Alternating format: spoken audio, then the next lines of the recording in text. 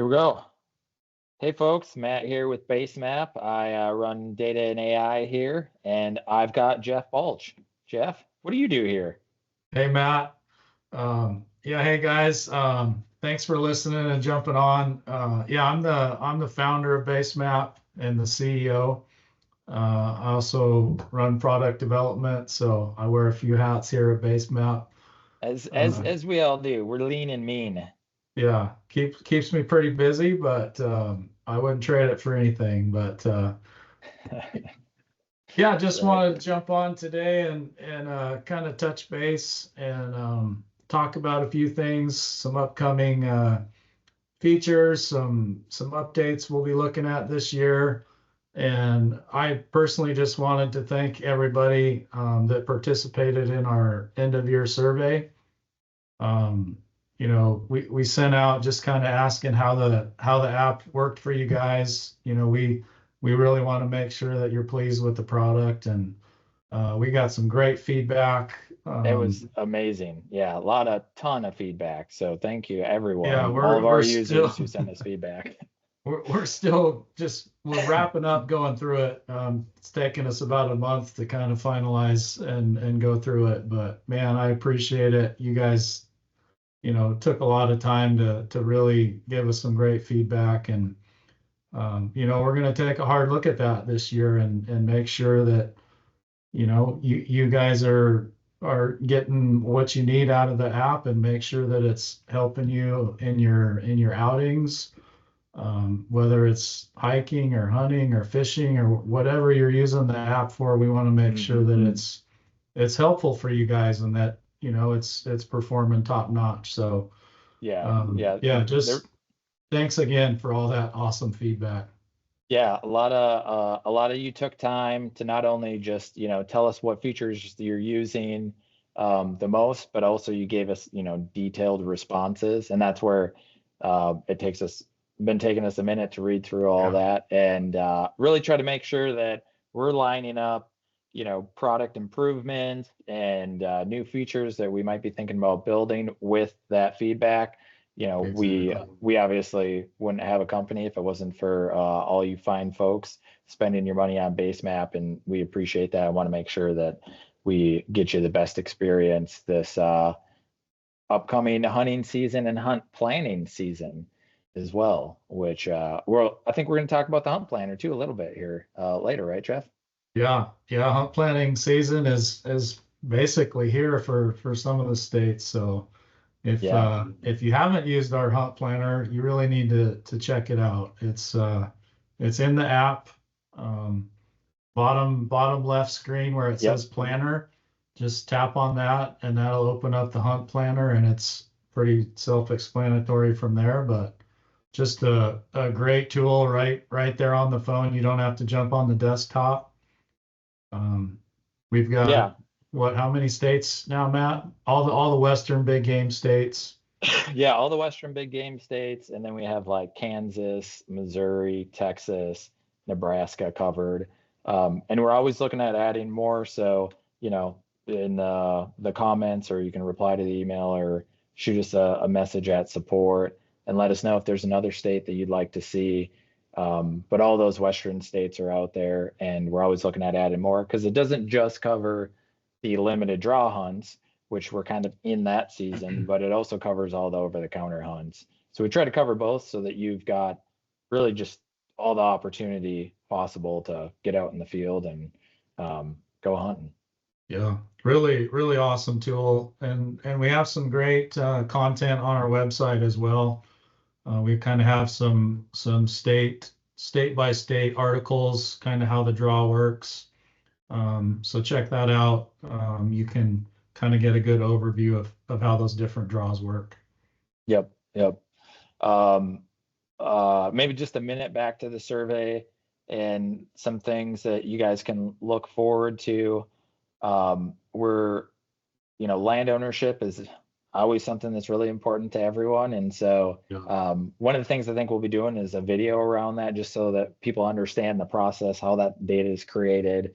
Um, and really, when you're in the field, you understand how land ownership gets generated, whether it's private or public. and how to make the best use of that layer. And then any tutorials that you're interested in on features, Jeff and I are happy to do tutorials. We got a bunch out there on the website and on YouTube. We'll continue to add more tutorials as well so that folks really know how to use the app best. So hunt planning. All right, man.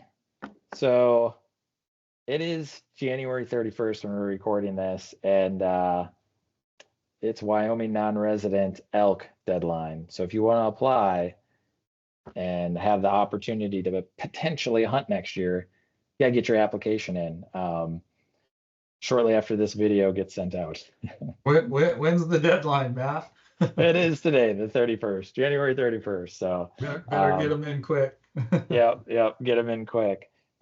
Jeff, you got is Wyoming a state that you plan on hunting or have hunted? So I have not hunted Wyoming. I've been building points in Wyoming. I've got 7 points there. And I've kind of just, doing like a lot of guys are doing, building points in several Western states. And Wyoming's one of those. And nice. Seeing some changes in Wyoming this year. And, it's getting to be more expensive every year to apply and build points in these states. And, it just makes a tool like the Hunt Planner that much more important, because if you make a mistake, that's a lot of investment in money and time that you're not going to get back. So, we just really encourage you to make sure you're applying for what you really want to apply for, because it can be confusing. Every state's a little bit different, and even I get confused sometimes on which state I'm looking at, and gosh, is that a preference point or a bonus point? And it can get confusing. So just take advantage of that Hunt Planner. A lot of the features in that are free, so take advantage of those. Yep. Yeah, it's good one to check out if you haven't.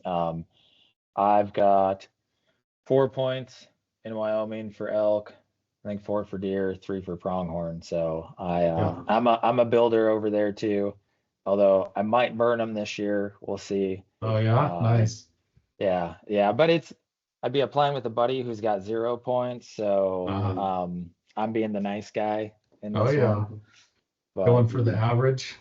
Yeah, going for the average. So but yeah, it's always interesting to watch the ebb and flow on the different draw odds. The good thing is, in a lot of these states, kind of the peak for point, high points in a lot of units was like 2022 when the big COVID bump, and we're seeing some units come back down a point or so.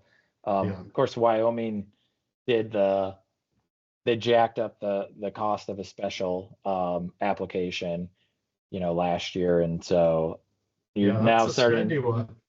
Oh man, I mean, you're talking like almost $2,000 to apply for that special group, and that's painful. But it's created a big difference now in some units, where it used to be that there wasn't really a big difference in applying to special versus your general pool. Now it might be a couple points, whereas before it was like 1 point or no point difference.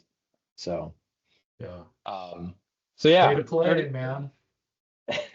Yeah, unfortunately, some of it's becoming that way, at least for non-residents. You residents get of Wyoming get random odds. So definitely a better opportunity if you're a resident. You can always move there. All right, and then you just made the Wyoming folks mad, Matt. I know. Only if you're from California should you move to Wyoming. Which you would know something about, Jeff. All those good Californians in Idaho now. So we've had a few move here for sure. Up here, northern, I'm in the northern panhandle. I'm about 70 miles from Canada.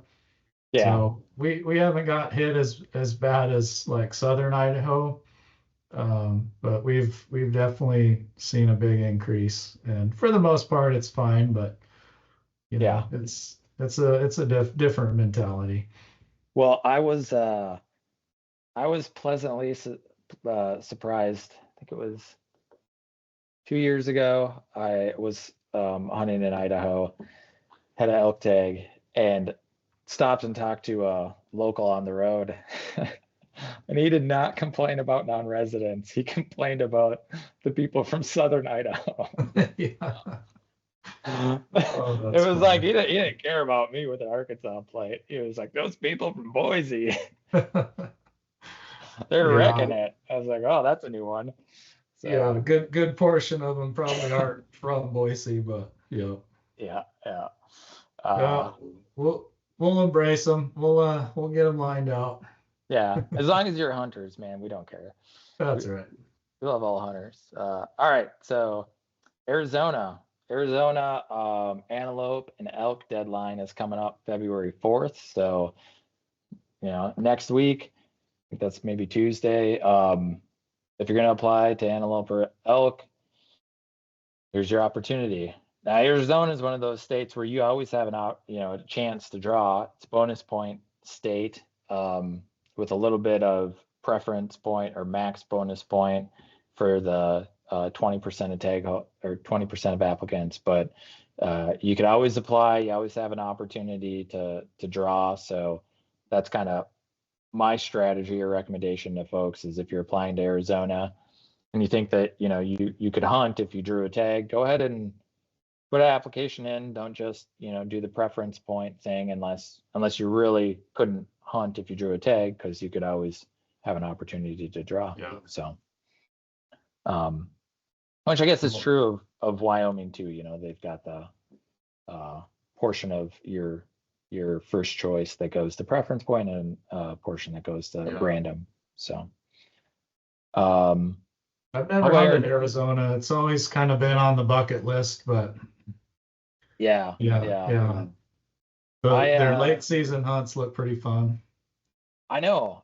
That's, being able to go in like January or February even seems kind of cool. I did a javelina hunt there one year just to check it out. And it was like a real shock to me. I've hunted like most of your northwestern states, kind of Wyoming, Montana, Idaho, and then all the Midwest, a bunch of Midwestern states. But never really been in like desert terrain, cactus and like big boulders everywhere and stuff. So definitely different. Yeah, the thing that really caught me off guard was and this is probably just like a total newbie mistake in the terrain, is it was getting towards dusk and I was pretty far away from my truck, and I thought I was just going to do like this big loop through this basin, and like I really didn't understand the size of boulders and how fast those like kind of like rock fields could change. Yeah. And so I'm thinking, oh yeah, I'll just keep going, and like all I got to do is make it a couple hundred yards. I'll be back on back down this little valley onto a like 4x4 trail. And I hit these rocks and I'm like, I can't get through there. Like this is not happening. And spent like an hour and a half going back, and had to walk a bunch of it in the dark when I just was really unfamiliar with the terrain. Worried about rattlesnakes and and just like, and I'm like, and then once I realized how bad like the terrain can change on you like that, I'm like, well, I didn't have my tracking on, which I should have. It's good reason to use tracking the whole time that you're like in the field, or at least whenever you're in an unfamiliar terrain. Because I'm like, okay, like now I got to get back, but I don't want to run into a field like that on my way back. So, and I knew they were like there, but I avoided them on the way out. So it was, anyways, I got back just fine. Then I saw like one javelina on the whole trip. Yeah, it was a little rough. So, but it was a good learning experience. Saw a bunch good of experience. Yeah. I always enjoy going somewhere new, even if it's not a good hunt. you still learn a lot, that Exactly. second time you go back, you're not kind of going blind anymore, and you've got a much better idea of what's going on. Yeah, yeah, for sure. Um, New Mexico is coming up. So New Mexico, the bear and turkey application is on the 12th of February deadline, but then the your normal rest of your big game species is on March 19th. So that ever a state that you had a hankering to apply for? I haven't. It's a state I probably should look at because, I'm a diehard archery elk hunter, but obviously some great bulls come from there. Yeah. Um, yeah, it's just kind of a timing thing, and yeah, I'll have to take a look at New Mexico. Yeah. Um, Also, well, it's one that I applied there once, only because I had a buddy who's like it's like this is a good unit that you could probably draw. I've hunted there before, and so I applied. We didn't draw, but um, same thing. Like I feel like it'd be cool to go do a archer elk hunt there. yeah, Be a that'd be nice, fun. good adventure. All right, so those are kind of your near term hunt planner, Western hunt deadlines coming up. Check them out. Check out the hunt planner. We'd love to hear your feedback on that. Anything that you love to see added, just let us know. Yeah. Um, and then the last thing that we wanted to cover in this little, I don't know what we call it, just an update to our customers Yeah, some podcast. cool new layers coming up. Yeah, we got new layers. So if you're inside of the app, you should see in your layer menu a new layer group called terrain. So if you open up that terrain layer, you're going to see a slope angle layer, slope faces, and then 1 meter lidar hillshade. We're Those pretty are excited. those are some awesome layers. You know, there's a couple of things there that I use and have kind of had to fumble through other sources to get that information in the past. And one of the big things I use it for is shed hunting. You Oh know, yeah. I love, well, you can see some elk sheds there, but I love picking up elk sheds, and it's such a challenge in some areas, and our area is one of them. And obviously they tend to shed on those south facing slopes, so that's a real quick, hey, I can turn that layer on, and if I'm going somewhere new, I can concentrate, super fast. It's like, okay, Yep. here's the slopes I want to look at, and then really start dialing in those elevations depending on the snowfall that year and Yep. years past. And I kind of geek out on it for shed hunting, but it works. Yeah. There is a science to it. And I've got markers on my map for years of shed hunting, and over time, man, you really build a a model, if you will, Yeah. of where those sheds are and potentially where they're going to be, based on years past and snow levels and things like that. So just really, really cool layers, and that's one way that I really take advantage of those. You got me thinking now. Maybe we could get a bunch of users to, share their shed spots, finding spots. I could build a model. We could add that in there. Like, here's maybe not, maybe not. We'll see. Let's see. Yeah, they might not want to share that. They might not want to share it. Okay. Okay. Yeah, agreed, man. The slope faces I think are really cool. It's a layer that, like you said, if you're just kind of like looking at an area and you're looking at the topo map or the satellite, sometimes it gets a little tricky to figure out, okay, is this Yeah. south, east, west, what's the face exactly? So the Especially quick, if you rotate the map. exactly. No, wait, am I south? No, wait, which direction am Yeah. I? Yeah, so you just turn that layer on and it's there. You'll know. which face you're looking at by the color coding. And then slope angle is one that I've used a lot, where, slope angle is basically kind of like a heat map of where the steeper or less steep terrain is. In ours, if it's, more of a shade of green or a light yellow, it's less steep. As it gets to a kind of a darker yellow, orange, red color, it's going to be steeper, harder to actually traverse. And so those layers are like real. That's a great way to find those little benches and just terrain changes where oftentimes those, elk and deer hang out or bed or feed. And yeah, that's an awesome layer.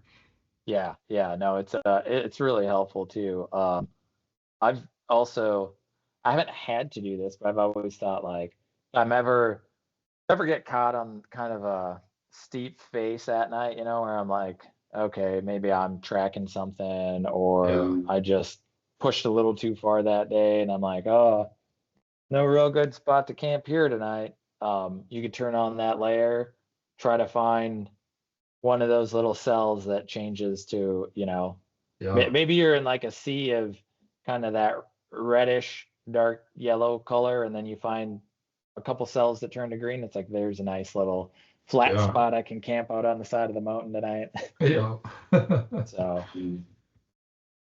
so yeah, a lot of good uses there on those two layers. And then the last one, the 1 meter lidar hillshade. So for folks who, all of these layers come from, just to nerd out for a second, what we would call digital elevation models.